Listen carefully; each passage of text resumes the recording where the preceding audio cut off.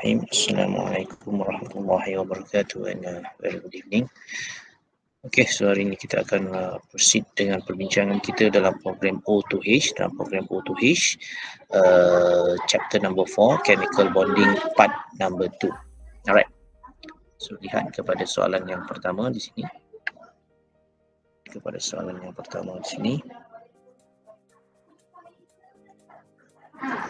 By referring to ICl4-, okay, itu adalah molekul yang kita diberi kepada kita molekul ICl4-, diminta kepada kita untuk melukis Lewis structure, kemudian menentukan sama ada Lewis structure itu obey octet rule and then explain your answer. Okay, so first of all kita kena count dulu total numbers of valence electron. So I valence electron dia adalah 7. Cl total valence electron dia juga adalah 7, tapi disebabkan dia ada 4, so we multiply by 4, so dia jadi 28 elektron.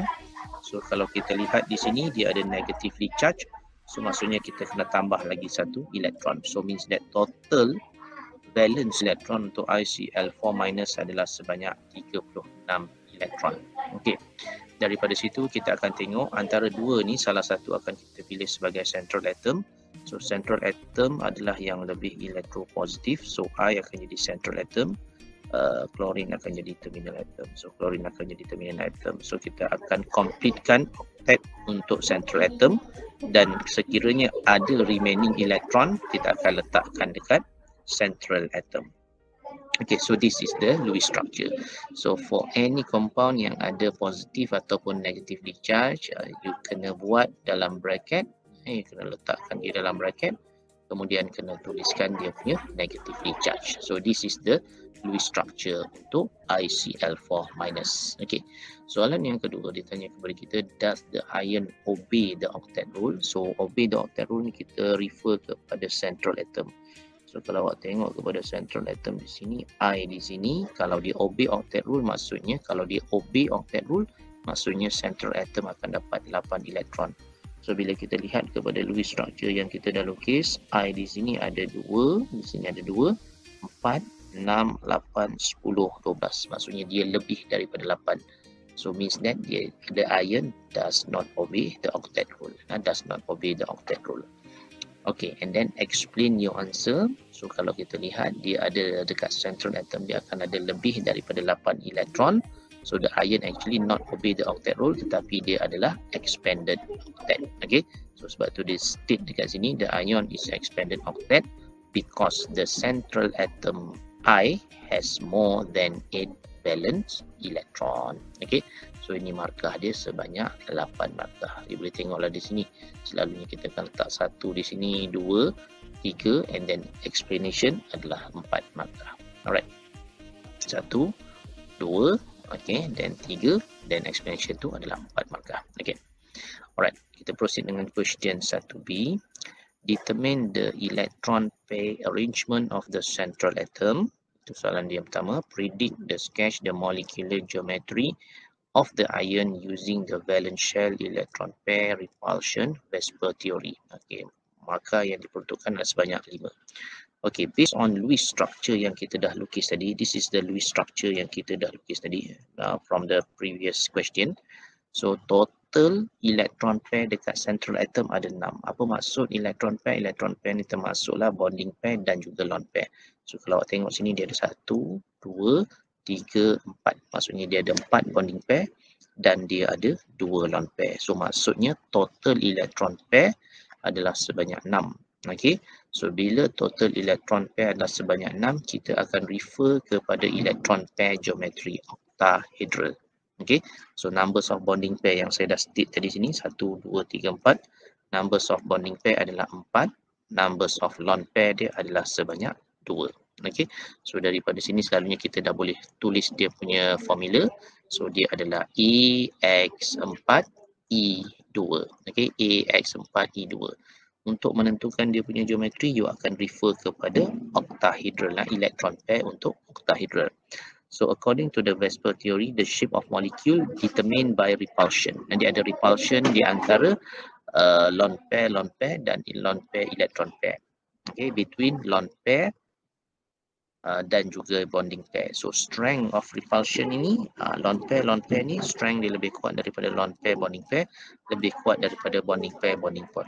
So kalau you tengok balik kepada ICl4- ion ni, dia ada dua lone pair, okay, dia ada dua lone pair, kemudian dia ada 4 bonding pair. So in the Cl4- ion, the two lone pair are placed as far apart as possible. Dia akan diletakkan berjauhan, berjauhan antara satu sama lain untuk meminimaliskan dia punya repulsion. So disebabkan benda itu berlaku, so dia menyebabkan geometri bagi ICl4 itu dia daripada octahedral tadi, dia telah bertukar menjadi square planar geometry. So this is the molecular geometry. Ini kedudukan ni salah, kedudukan ni supposed to be, saya padam kedudukan di sini, dia sepatutnya berada di sini, lone pair yang pertama berada di sini, okey, lone pair yang kedua berada di sini. Yang ni baru betul. So kita akan letakkan lone pair ini berjauhan antara satu sama lain untuk meminimaliskan dia punya repulsion. So nama geometri ini adalah square planar. Alright, so markah dia di mana? Markah dia tadi dia so kira total electron pair, di sini satu markah. Okey. Di sini satu markah, electron pair geometri dia adalah satu markah. Kemudian you kira numbers of bonding pair dan maksudnya you state numbers of bonding pair, you state numbers of lone pair, yang itu satu markah. Kemudian you cerita sedikit pasal strength of repulsion, lone pair dan lone pair ni lebih kuat daripada lone pair bonding pair, yang ni satu markah. Kemudian kita lukiskan geometri yang sebenarnya according to the Vesper theory, yang itu akan jadi satu markah. Jadi ada 1, 2, 3, 4, 5 markah. Okay. Alright, so soalan number 1, C, part C, deduce whether the ion is polar ataupun non-polar. 5 markah. Tengok di sini banyak markah di situ, 5 markah. Okay, so based on geometri yang kita dah lukis tadi, ini adalah geometri yang kita dah determine tadi, yang square planar tadi. So kita kena state, sebab markah dia banyak, kita kena state Cl is more electronegative than I. Okay, Cl more negative, chlorine is more negative than I.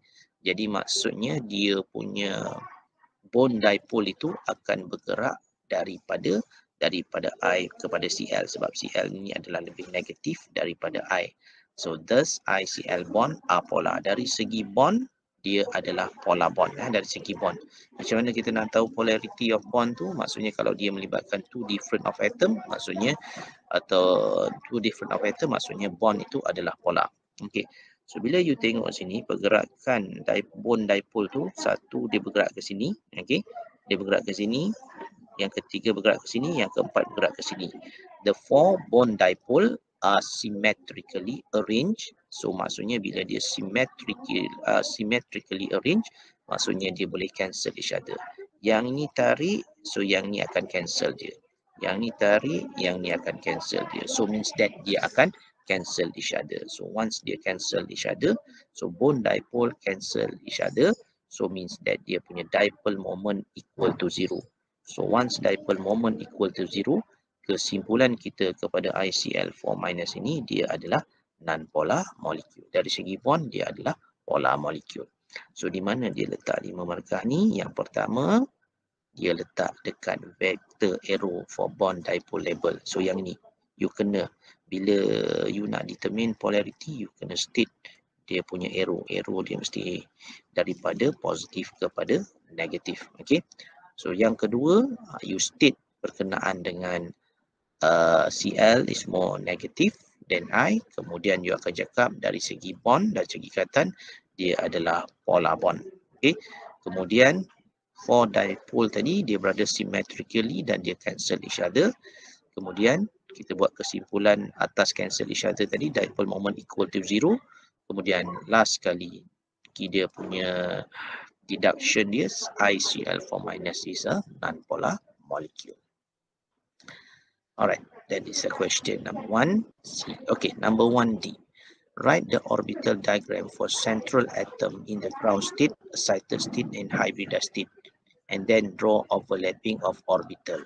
Yang ni 7 markah. Di sini 7 markah. So dia nak kita lukis orbital diagram yang berada dalam bentuk kotak-kotak tu lah. Okey, dia ada 3 yang dia nak lihat di sini, iaitu ground state, excited state dan juga hybridized state. Okey. So hybridization of central atom untuk I adalah sp3d2. Macam mana kita dapat sp3d2? Maksudnya berapa banyak elektron pair yang ada. Elektron pair yang ada adalah sebanyak 4 bonding pair. From previous kita pun dah determine, plus dengan 2 lone pair. Dia ada total elektron pair yang dia ada adalah sebanyak 6. So bila dia ada sebanyak 6 total elektron pair, maksudnya type of hybridization adalah sp3d2. Okay. So untuk molekul yang melibatkan charge, you kena kira dia punya central atom. You kena kira formal charge untuk central atom. Central atom kita adalah I. So to calculate the formal charge adalah valence electron. Okay. Tolak dengan non-bonding pair tambah dengan setengah kali dengan bonding pair. Ini yang didapat 7 tolak 4 tambah 4.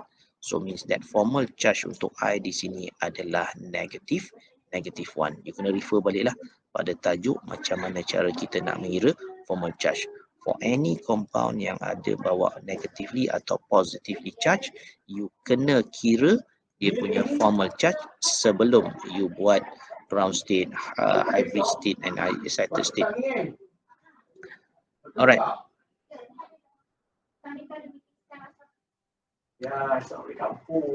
Hybridization process.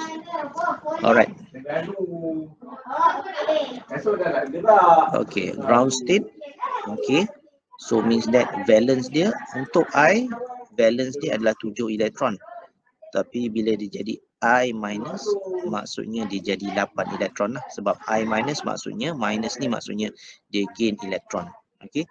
So means that dia akan ada side ground state dia ada 8. 1, 2, sekejap saya ulang balik 1, 2, 3, 4, 5, 6, 7, 8. So maksudnya pada ground state ni keadaan dia. So bila kita lihat pada ground state ni, dia tidak ada pun unpaired elektron. Untuk buat ikatan I dengan Cl, dia perlukan unpaired elektron. Berapa unpaired elektron yang diperlukan? Dia perlukan 4 unpaired elektron. Kenapa dia perlukan 4 unpaired elektron? Sebab dia nak buat 1, 2, 3, 4. Dia perlukan 4 bonding. So means that dia perlukan 4 unpaired elektron. So yang ini dia akan lompat ke sini, dia akan aside ke sini, satu akan aside sini, satu lagi akan aside sini. So means that dekat excited state nanti you akan ada, alright, you akan ada macam tu. Okay, so kita akan aside satu daripada yang ini pergi ke sini. So maksudnya bila dia aside pergi ke sini, ini dah tak ada dah. So you akan ada 2 unpaired elektron. Masih lagi tak cukup, kita perlukan 4 unpaired elektron. So yang ni kita akan aside pergi ke sebelah sini. So bila dia aside pergi sebelah sini, so dia akan jadi 4 unpaired elektron. So nampak ni 1, 2, 3, 4. Dalam yang Lewis structure, kita perlukan 4 unpaired elektron. Okay. Kemudian pada hybridized state, kita lihat balik kepada type of hybridization. Type of hybridization adalah sp3d2. So kita akan combinekan 1s dengan 3p dengan 2d. Okay. So kita akan combinekan semua sekali. So dia akan jadi sp3d2. So inilah dia punya hybridized state yang dia nak tengok. Okay. So markah dia ada di mana? Markah dia ada dekat hybridized of central atom, yang itu satu markah. Ground state yang betul, ground state yang sebelum kita assignkan elektron tu satu markah. Kemudian satu markah pada excited state dan satu lagi markah pada hybridized state. Okay, so ini adalah dia punya final lukisan untuk hybridization. Sebab type of hybridization tadi adalah sp3d2. So bentuk dia adalah bentuk octahedral.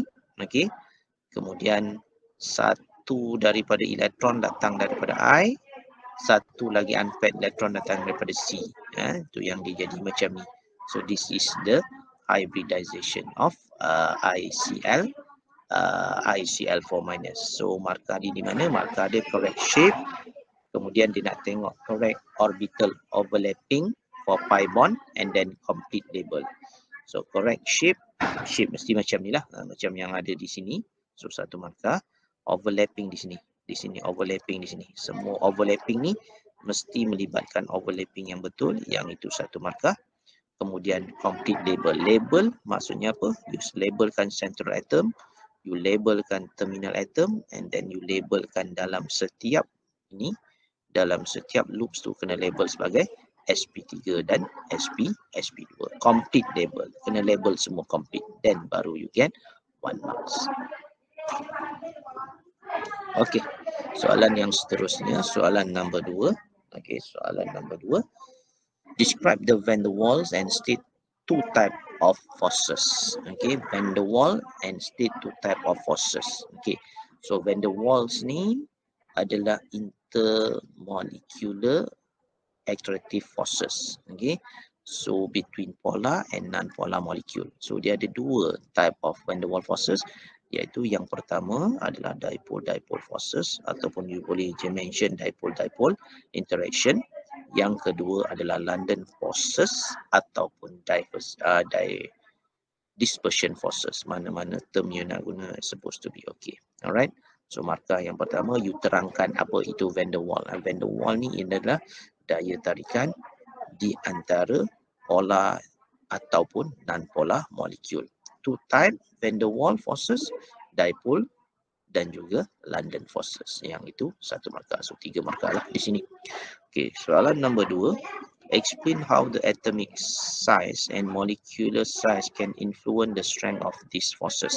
Apa faktor yang mempengaruhi strength of van der Waals forces ni? Okay, so means that selalunya dia akan melibatkan molecular size. Okay, as the molecular size increase, maksudnya semakin besar molecular size, so means that besar molecular size atau besar molecular weight, so dia akan relate numbers of electron juga akan increase, and numbers of electron akan increase. So means that polarizability of the molecule also increase. So means that the strength of van der Waals forces increase. So dia ada 3 markah di sini. 3 markah di mana? Dia merujuk kepada as molecular size increase, yang ni tak ada markah lah. Yang ada markah adalah bila molecular size bertambah, so maksudnya numbers of electron akan bertambah, 1 markah. Polarizability juga akan bertambah, yang itu 1 markah. And then kesimpulan dia, strength of van der Waals forces akan bertambah. So yang itu adalah 3 markah. Okay. Alright. Next question. Dia bagi kepada kita question number 3. Dia bagi kepada kita the boiling point of water, H2S and H2SE are 100, -86 and -42 degrees C respectively. Explain in terms of intermolecular forces different in boiling point between water, H2S and H2SE molecule. There are 5 marks. So apa-apa soalan yang keluar berkaitan dengan boiling point, kita kena discuss berkenaan dengan type of intermolecular forces yang exist dalam molekul tersebut. So sekarang ni kita diberi 3 molekul, water, H2S dan H2SE. Okay. So boleh saja kita buat dalam bentuk lebih senang kita present jawapan kita dalam bentuk table. So molekul yang kita ada macam kita mention tadi adalah H2O, H2S dan H2SE. So dari segi polarity molekul, so H2O adalah polar molekul, okay. H2S juga polar, H2SE juga ada polar. Semua ni adalah polar molekul. Semua ini adalah polar molekul. In fact, dia punya geometri dia adalah sama sebenarnya. Dia adalah band geometri. So macam mana tentukan geometri? Kita lukis dia punya Lewis structure lah. Contoh saya bagi H2O. So once you lukis Lewis structure, kita akan dapat macam ni lah. So bentuk dia adalah V-shape. Bentuk dia adalah V-shape ataupun bentuk dia adalah band. Dari segi polarity, dia adalah polar. Dia adalah polar molekul. Dia adalah polar molekul. Alright. Type of intermolecular forces yang exist dalam air adalah hydrogen bond. Macam mana hydrogen bond? Hydrogen bond in this special case, bila you ada attraction forces between H dengan 3 most electronegative atom, fluorine, oksigen dan nitrogen. Yang ini akan wujud hydrogen bond. So kalau you tengok di sini untuk water di sini, kalau kita buat untuk water di sini, so means that yang ini dia akan ada attraction di antara satu molekul air dengan satu molekul air. This one is one molecule air, this one is another molecule air. So means that dekat sini adalah hydrogen bond. Di sini yang kita katakan hydrogen bond. So maksudnya terikat di antara H dan juga O. So means that kalau you nampak ada H terikat dengan salah satu daripada F, O dan N, maka type of intermolecular forces dia adalah hydrogen bond. Yang ini dia adalah polar molecule. So kalau polar molecule maksudnya dia van der Waals forces. Van der Waals forces tadi kita dah state dia ada dua. So yang mana satu? Dia adalah dipole. Dia adalah dipole forces ataupun dipole forces ataupun dipole interaction. Selalunya dalam dipole forces juga akan ada London forces. So yang ini juga polar. So any polar molecule dia merujuk kepada dipole forces dan dalam masa yang sama juga dia akan ada London forces. Saya rasa lebih better kalau kita buat yang lebih detail lah. Maksudnya kita daripada kita state van der Waals forces, lebih baik kita state dia sebagai dipole forces. Okay. Alright, next part here kita tengok di sini. Okay. So mana dia letak dia punya di sini.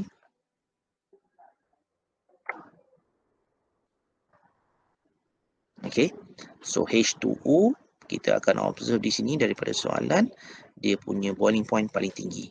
Kita tengok sini H2O 100, H2S negatif 86, H2SE adalah negatif 42.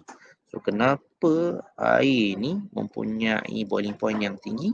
Yang pertama sebab dia boleh buat hydrogen bond. Okay, hydrogen bond ini adalah satu ikatan yang sangat kuat dan dia lebih kuat daripada van der Waals forces. Okay, so sebab itulah boiling point untuk air akan jadi lebih tinggi daripada dua ini. Okay, so kalau you tengok antara H2S dengan H2SE, so yang mana lebih tinggi? H2SE ni dia negatif 42.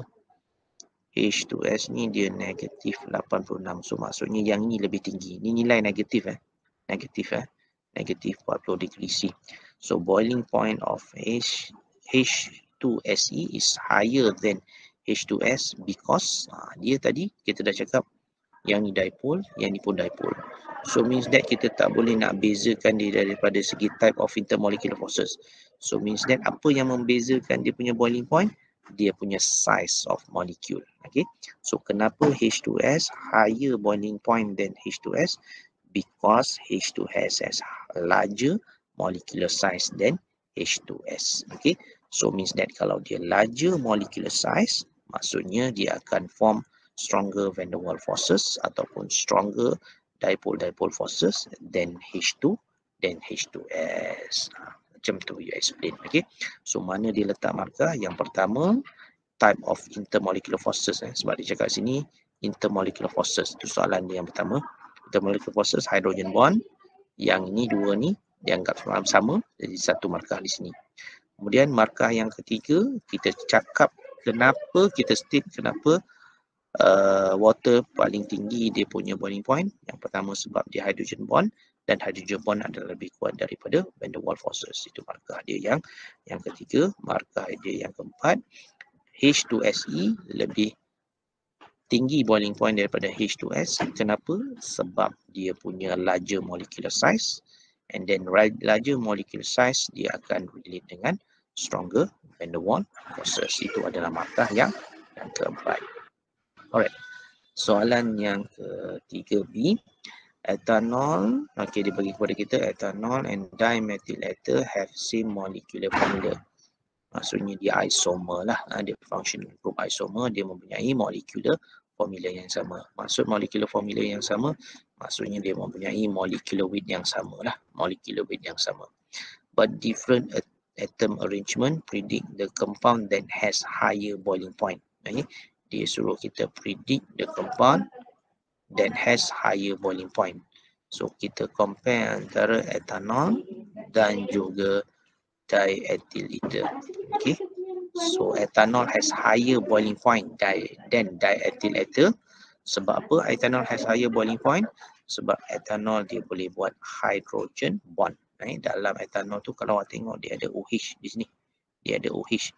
Means that between the molecule tu nanti, between one molecule of ethanol dengan one molecule ethanol, dia boleh buat hydrogen bond. Dia boleh buat hydrogen bond. Itu maksudnya. Dia boleh buat hydrogen bond. Di sini dia boleh buat hydrogen bond. Okay. Sebab itu dalam ethanol dia boleh form hydrogen bond between molecule, tetapi dalam diethyl ether ni dia can only form van der Waals forces between molecule. Okay. So kita kena state di antara hydrogen bond dengan van der Waals forces, hydrogen bond are stronger than van der Waals forces. So that's why dia punya boiling point ethanol tadi lebih tinggi daripada diethyl ether. Okay, ini ada 6 markah kan, kalau awak tengok di sini ada 6 markah. So means that yang ni sepatutnya 3, yang ni pun sepatutnya 3 markah lah. Okay. Alright, then dia tanya di mana satu antara dua ni mempunyai higher solubility. Solubility ni kita relate dengan ability to form hydrogen bond with water molecule. Maksudnya kalau compound tu boleh buat hydrogen bond with water molecule, dia akan soluble in water. So again, kita dah cakap tadi from the previous one, kita dah tunjuk ethanol boleh buat hydrogen bond, tapi yang ni kita kena mention ethanol has higher solubility in water because ethanol can form hydrogen bond. Ayat yang awak kena tambah berkenaan dengan solubility adalah ethanol can form hydrogen bond with water molecule. Kalau boiling point hydrogen bond between molecule. Ethanol form hydrogen bond between molecule, yang itu merujuk kepada boiling point. Okay. Kalau solubility ialah hydrogen bond dengan water, itu cara pembentukan dia. Okay. Alright. Yang itu 1 markah, yang itu 1 markah, 1 markah, 3 markah lah. 4, okay, 5, alright, then 6. Okay, 6 markah di sana. Okay. Alright.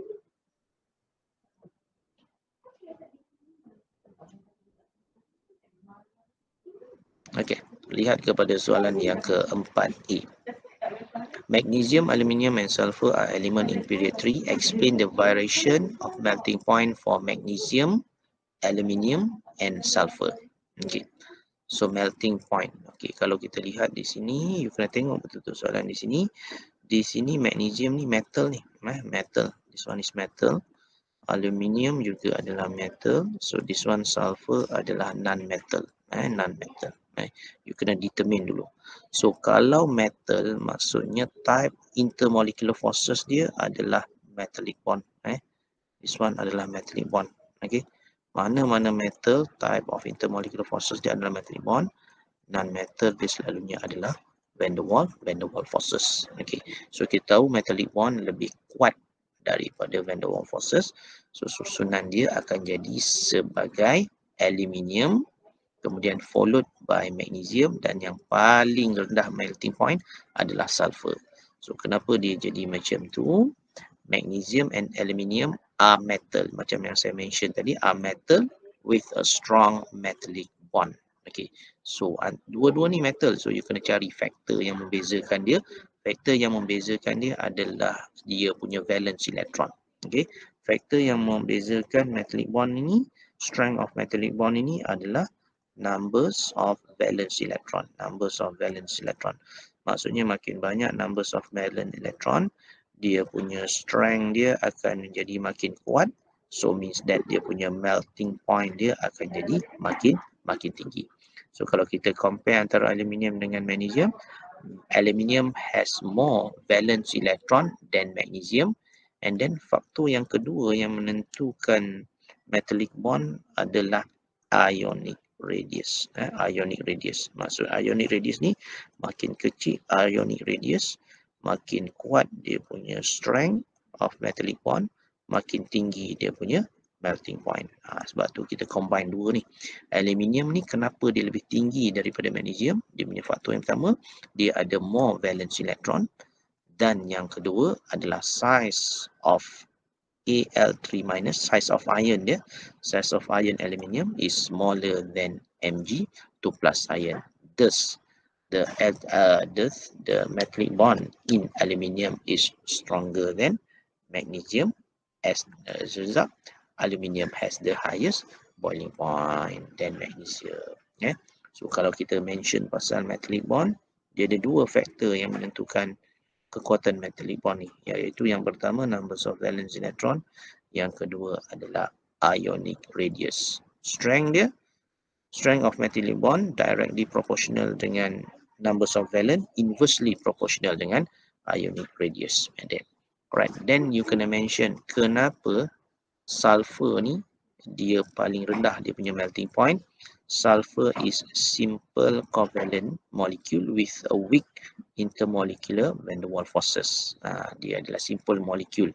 Dia ni wujud sebagai S8 lah. Selalunya kekuatan dia ditentukan berdasarkan kepada molecular size, ataupun molecular weight, molecular weight atau molecular size.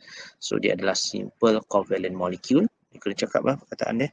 Dia adalah simple covalent molecule with a weak van der Waals forces. Thus, it has the lowest boiling point. Okay, susunan yang betul, dia dapat 1 markah. Kemudian you state pasal dia adalah metallic bond. Dua-dua tu adalah metallic bond. Yang ketiga, alright, you mention pasal factor dia. Factor dia yang macam saya cakap tadi, valence electron and the ionic radius. Okay, dan yang keempat you mention berkenaan dengan kenapa sulfur ni paling rendah dia punya melting point due to the weak intermolecular force.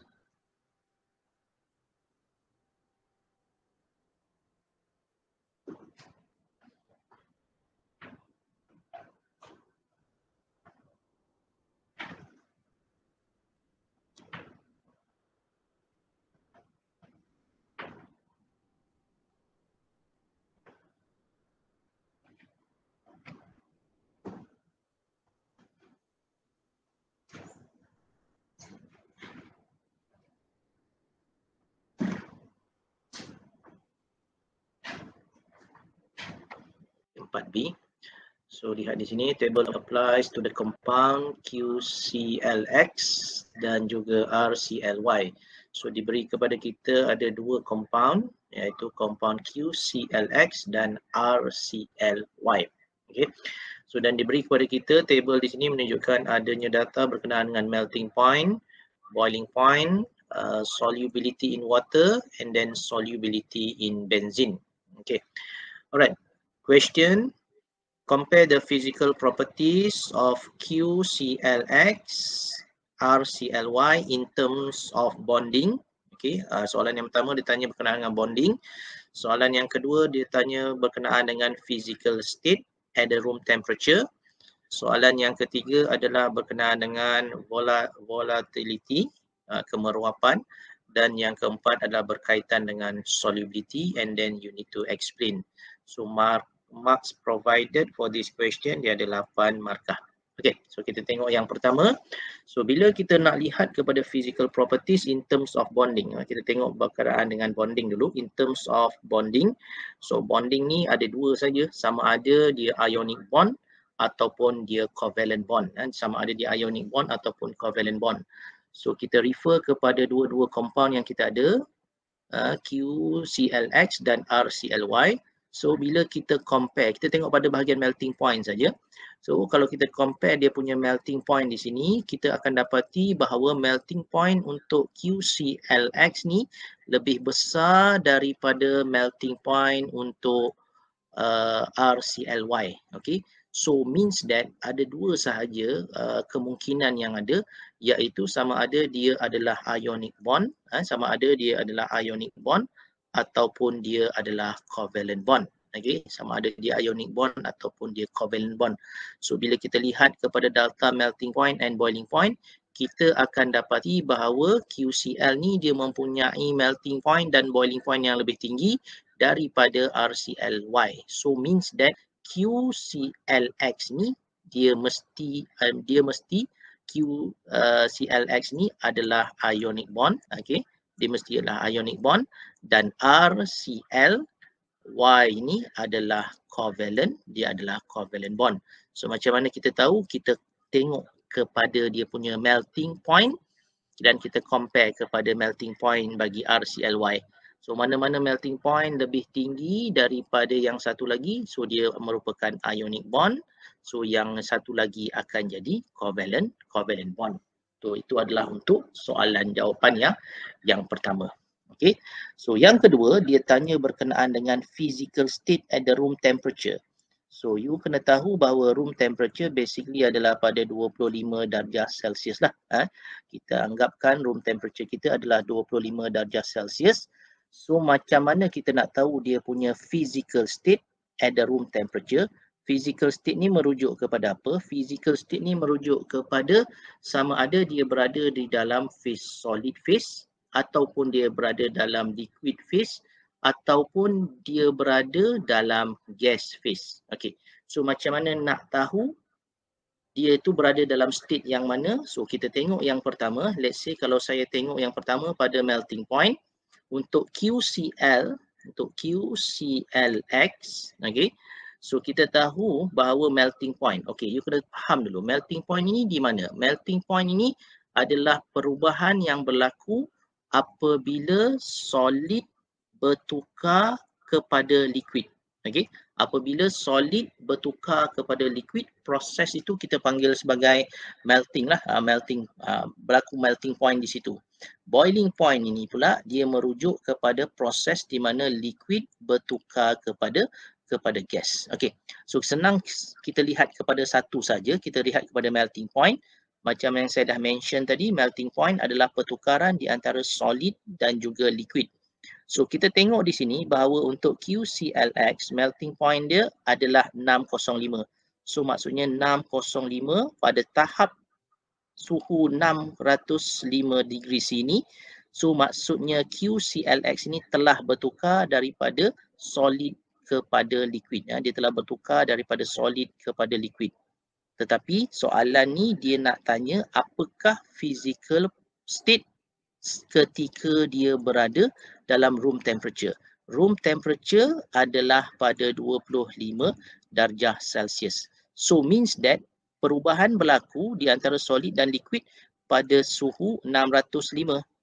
So means that kalau pada 25 darjah Celsius, maksudnya QCLX ini akan berada di dalam solid phase. So means that at the room temperature, QCl ini akan berada di dalam solid phase. Itulah jawapan dia. Maksudnya dia merupakan ionic kalau in terms of bonding, dan pada room temperature dia adalah berada dalam solid state. Okey, kita tengok pula untuk RCLY. Okey, RCLY kita tengok pada bahagian melting point. Macam yang saya cakap tadi, melting point berlaku apabila solid bertukar kepada liquid. Solid bertukar kepada liquid. So solid bertukar kepada liquid pada suhu negatif 25.2. Mana saya dapat negatif 25.2 ni di sini. Pada melting point di sini, maksudnya pada suhu negatif 25.2 ni, solid tu dah bertukar kepada liquid. So room temperature tadi adalah berada pada 25 degree C. So kalau kita ambil 25 degree C, yang ni tadi 25 degree C maksudnya dia more towards here lah. This one is a 25 degree C. This one is 25 degree C. So maksudnya pada room temperature, RCLY ini akan wujud dalam phase liquid. So dia akan wujud dalam phase liquid. So you tengok pada satu point tu saja. You dah boleh tahu sama ada dekat physical state dia at the room temperature. Okay, so you tengok balik di sini. Contoh saya ulang balik. Okay, so means that melting point adalah proses di mana pertukaran di antara solid kepada liquid. So melting point berlaku pada suhu 605 degree C. So means that pada suhu 25 dia berada dalam keadaan apa?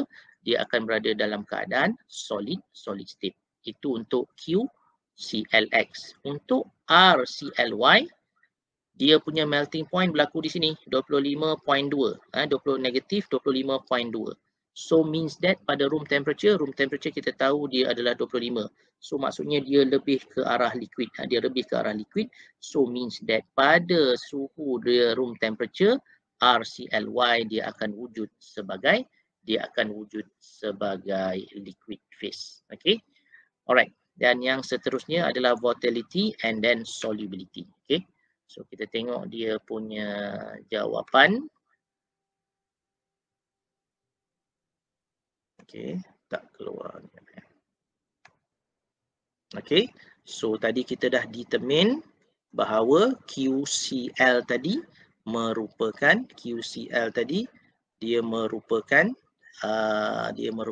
ionic. Nampak? Dia merupakan ionic. Macam mana kita tahu dia ionic tadi? Macam saya mention tadi lah.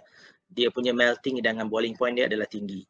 So RCly ni automatic dia akan jadi covalent. Okay. So physical state at the room temperature kita anggap sebagai 25 degree C. So means that QCl akan wujud sebagai solid dan juga RCl akan wujud sebagai liquid. Okay. So markah dia dekat situ satu, type of bonding dia satu, yang tu satu, solid state satu, and then liquid state satu.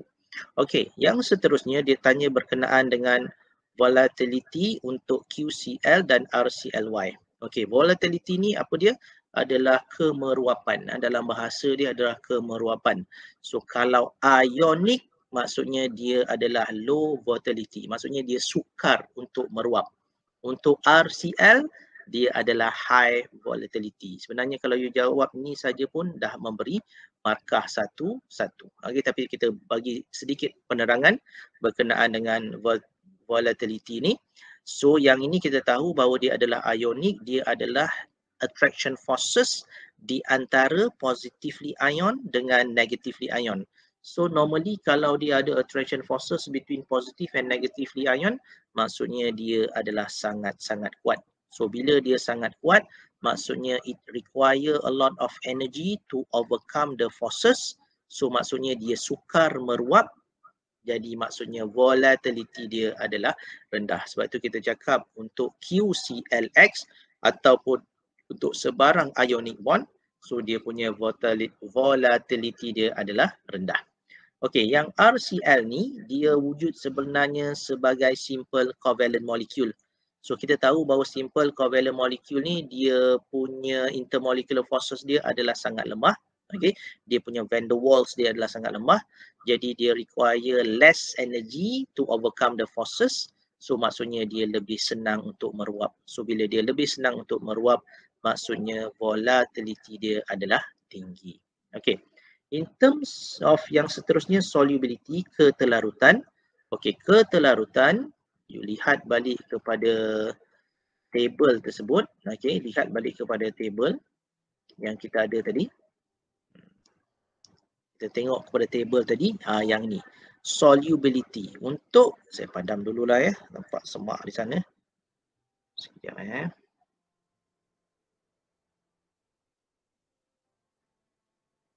Okay. Untuk solubility, you kena tengok. Dekat sini ada dua. Okay. Satu dia bagi solubility in water. Satu dia bagi adalah solubility in water. Solubility in water. Satu lagi solubility in benzene. Benzene ini adalah dikenali sebagai non-polar solvent. Dia adalah non-polar solvent. So maksudnya solvent di sini adalah water. Okey, solvent di sini adalah water, solvent di sini adalah benzene. So kita dah tahu tadi yang ini adalah ionic. Kita dah tahu yang ini adalah ionic, yang ini adalah covalent. So kalau kita comparekan solubility in water, kita akan dapati bahawa 38 gram per 100 gram larut. Yang ini maksudnya yang ini lebih rendah lah ketelarutannya. Maksudnya di sini dia lebih mudah larut. Untuk solubility in water, QCl mempunyai ketelarutan yang lebih tinggi. Untuk solubility in benzene, kita akan dapati bahawa RCly mempunyai ketelarutan yang lebih tinggi. So you kena explain based on that data lah, data yang solubility in water and then data in solubility in benzene. Okay, so bila kita refer kepada jawapan dia, okay, kita tengok di sini mana pula jawapannya.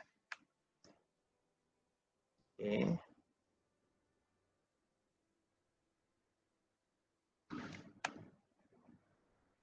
Sekejap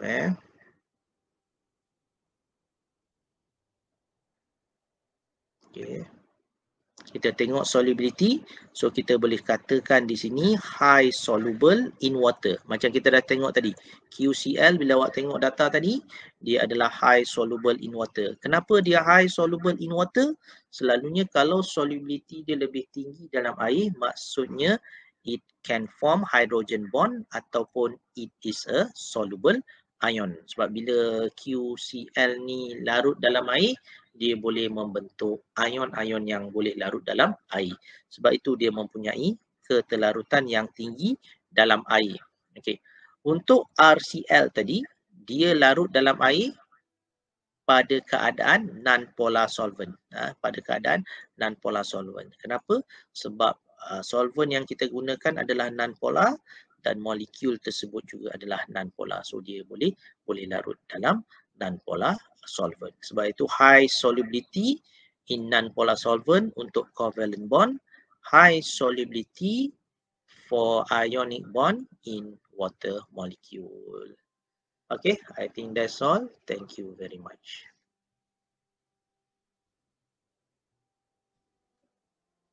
Itu satu markah, yang itu satu, yang ini satu. Okay, alright, thank you very much.